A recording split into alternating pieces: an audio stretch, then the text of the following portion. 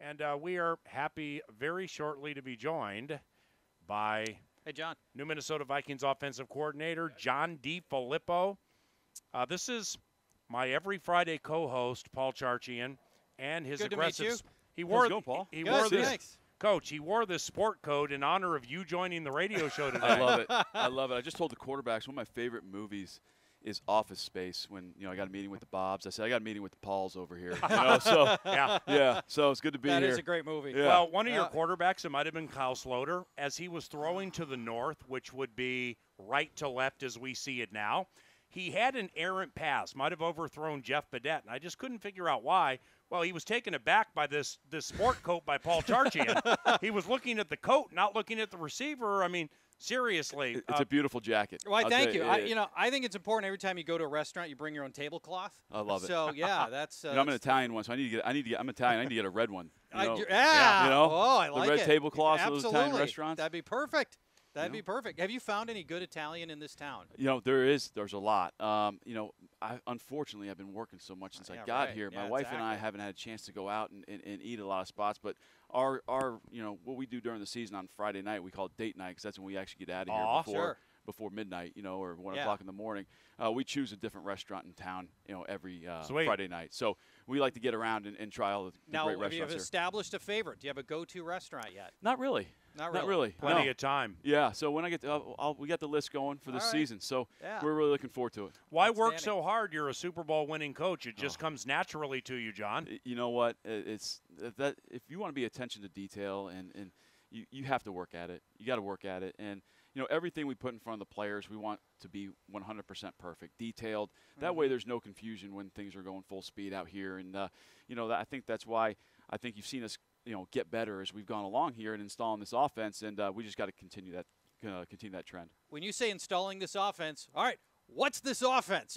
Everybody listening right now wants to know what your offense is going to look like, and this is your first chance to have sole authority over an offense like this.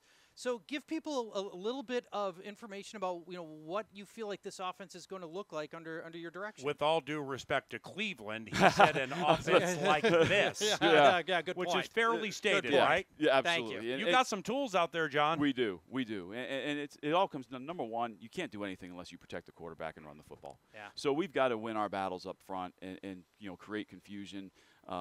With guys going back and forth in the formation in terms of running the football, and then obviously protecting the quarterback, number one. So that's first and foremost.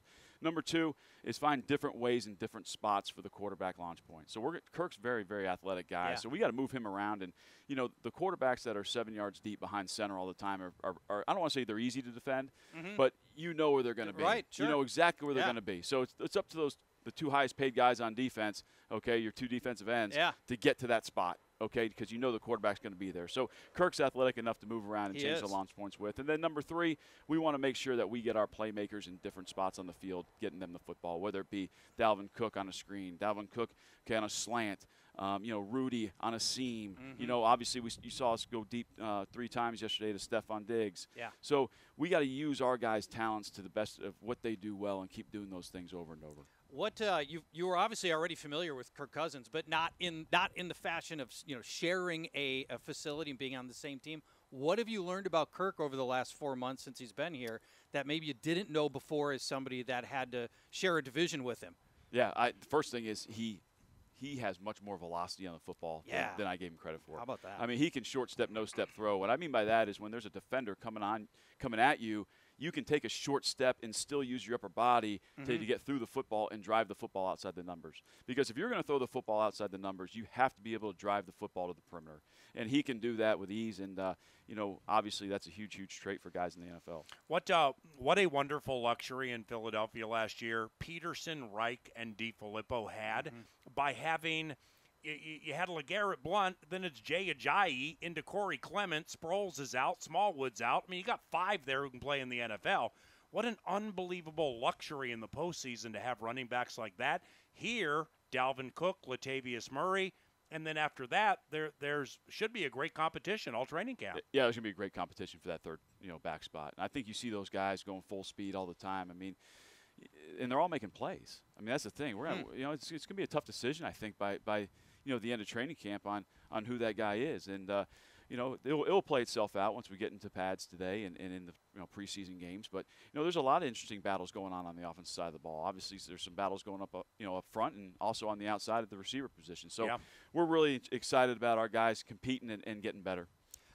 Speaking of position battles, maybe help me understand if you think there is one at the slot position or if that's just Wright's job. Jarius Wright, who was here last year, was a great chain mover. I assume when you came on board, you watched a lot of tape of last season. Yeah. He was a first down machine.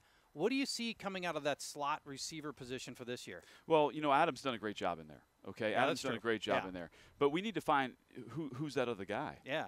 And whether it be Kendall Wright, whether it be we get Laquan Treadwell in there a little bit, we're going to test some things out, much like we did on the offensive line this spring by testing a couple different combinations on the O-line. Yeah. So we're going to start, now that we're on day 3 and guys are back and knock the rust off a little bit, we're going to start mismatching guys in different spots and trying them out.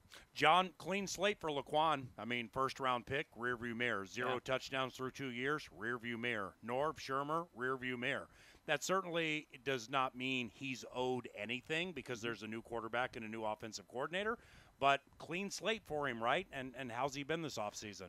I think he's in a really good spot. And, I talked to him really early on. I mean, I was around Nelson Aguilar at the Eagles, the last couple of years. And, Nelly, I don't want to say Nelly struggled, but his production wasn't to where he wanted it to be. And I think if you ask Laquan, it'd probably be the same thing for him as well. His production isn't where he wants it to be. Yeah. So sometimes it just takes guys longer. Now, whether that happens for him or not, that remains to be seen. But I know this. He's going out every day. He's practicing his butt off, and he's assignment sound, and we're happy where he's at right now. So time will tell where that goes. It's early, but it looks like you're giving Quan some time with the number ones, right? Yeah. I mean, he's our third receiver right now. So with the ones. The opportunity's there. Yeah. So it's there. It's his. Is it really up to him? Do you think does Laquan control his own destiny? I think every player controls his own destiny. I do. I think if you go out there and make plays and show that you belong in this league, you're going to make the team. Yeah. I mean, because as we get up here, there's no favorites up here. I mean, everyone wants to put the best guys on the field. This isn't, everyone. This isn't a participation trophy league. You know what I'm saying? So, I mean, this is real ball. Yeah. Okay. So, we're going to put the best 11 guys out there. I'm going to go back one step to the time of the running back rotation you had in Philadelphia. It was really a true rotation, and I understand you were doing quarterbacks then, but I just philosophically, I think the situation here might be a little bit different. Do you have in your mind a true workhorse style back in Dalvin Cook, and do you want to have a workhorse back, or do you believe that you would rather have more of a rotation, keep guys fresh or whatever? Do you have a philosophy for this and that you think is coming in play for the Vikings? Yeah, I do. I think we have 2 guys on our roster that are 3-down backs, to be quite honest with you. I think Dalvin and Latavius are both 3-down backs, and they've proven that they can do that. Now, to be a 3-down back, you really have to understand pass protection. Yeah. Okay? Yep. And that's an underrated part of that position is you have to be able to protect, and you have to be able to sort out, the odd zone pressures that teams bring. And when we're bringing the backside guard to block an odd overload, you have to understand that you got to go out there for that 5th player. So there's a lot going on there in terms of the protection world as well. So there's a lot of technical 3-down backs out there, but very few can stay on the field on 3rd down and protect as well. You, the head coach and the GM, settled in on Clancy Barone and Andrew Janocko as co-offensive line coaches. Todd Downing moves to tight ends coach following the sadness with Tony Sperano, a person you've known for quite some time. How'd you come to that conclusion for the offensive line, and how do you think it'll work moving forward? Yeah, obviously we miss Tony being out here a lot. I mean, not only his coaching ability, but just him as a person. I mean, we miss him dearly. But, we're very fortunate. Coach Zim hired a fantastic staff when he got here. I mean, people don't realize that Clancy Barone was the O-line coach of the Denver Broncos when they won the Super Bowl. Yeah. So, it's not like he hasn't done the job before. And then we got an experienced guy there. Andrew is a very young, up-and-coming coach that was Tony's right-hand man here for the past 2 years. and knows exactly how Tony taught everything from hand placement to footwork to everything. So what we're trying to do for the players is make it as smooth a transition as we can, as quick as we can, by keeping the techniques the same, but at the same time, Clancy obviously has, a lot of experience being an O-line coach in this league. What about Downing? I mean, somebody I've known since '02 when I started here and he started here. You've known Todd for a while, and you brought Todd in as quote senior offensive advisor, end quote. He's going to coach tight ends. Does that in any way take away from kind of the icing on the cake type stuff he was going to do for you? No, I don't think so. It just we actually talked about that a little bit this morning as an offensive staff. We're going to have a few more responsibilities. Yeah. And that's okay. That's okay. There's a lot of really, really good coaches in that offensive staff room. So it's going to be just fine. It's going to be just fine. And we're very fortunate to have Todd here. Again, you talk about Clancy being the line coach for a Super Bowl team. I mean, Todd's called he's called plays in this league. Yeah. So another experienced coach that you have a chance to just step in and coach the tight end. So we're very fortunate he's here. Last one for the OC. Aren't a lot of other cases where I can think of co-coaching. Mm-hmm. Tell me just a little bit about the decision to where you got that you decided you wanted to have co-coaches take over this, and how you expect that you get two people to fill one role, and delineation of work, or how you decided to come to that conclusion to have co-coaches. Well, I'll tell you that when you do something like that, make a move like that, if you're going to do it, you have to consider the people involved first. Okay, so both those guys that we just mentioned, okay, Clancy and Andrew, first off, have zero ego. Their number one thing is they want to see this team win. Okay, so very similar situation to Philadelphia. I mean, you had the head coach, Doug Peterson, the offensive coordinator, Frank Reich, and myself. We're all, I'd say we have a pretty decent history with quarterbacks. And those two guys obviously played for a very long time at this level. Yeah. At the same time, there was zero ego between the three of us. Right? I ran the room. A lot of those guys, sometimes they'd be in the room, sometimes they wouldn't. Yeah. And there was zero ego. Everyone knew their job. Everyone knew their role, and it worked. So you had three, in my mind, really, really qualified quarterback guys in one room that were sharing knowledge and just at the end of the day wanted to see the team win. So that's how I see it here. There's going to be no hierarchy. I mean, everyone's going to Andrew's going to install just as much as Clancy's going to install. So we're going to move forward, and that's what we felt was the best move. And not to turn this into Eagles fan line into closing, but we talked about it last year. I mean, Peterson, former quarterback, Reich, former quarterback, and you working with the quarterbacks, not only for Carson, but the transition after that awful day at the LA Coliseum for the Eagles to Foles, and through the postseason, that stuff was big, wasn't it? It's huge. And not only that, all of us quarterback guys, but all of us have called plays in the NFL before. Yeah. So that's, you've been in that hot seat before. So, that experience on that staff was very, very unique. And that's not the reason that we won the Super Bowl. I mean, our players played incredible all season long. Yeah. But, I don't think it hurt. No. So. You ever look back to that Atlanta game and realize Ryan and Julio were a fade away from you not getting a chance to play the next week? 1 foot in away. 1 foot in, right. And the Vikings would have had home field advantage off the miracle. One foot in away. So, that close. Yeah, it was that close. Yeah. Can you tip your hand in any way on how you schemed for the Vikings defense and what would ultimately be a blowout win? Yeah.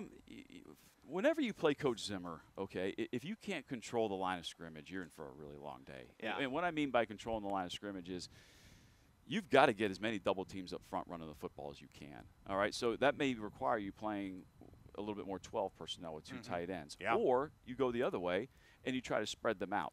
Okay. And you got good tight ends. Correct. So that you can't just play regular football when you're playing the Vikings because you'd be in for a long day. Number two, obviously the third down blitz package you got to have a really good plan for in terms of the point when they're bringing that double A package. You have to be able to maybe dummy point, confuse the defense a little bit.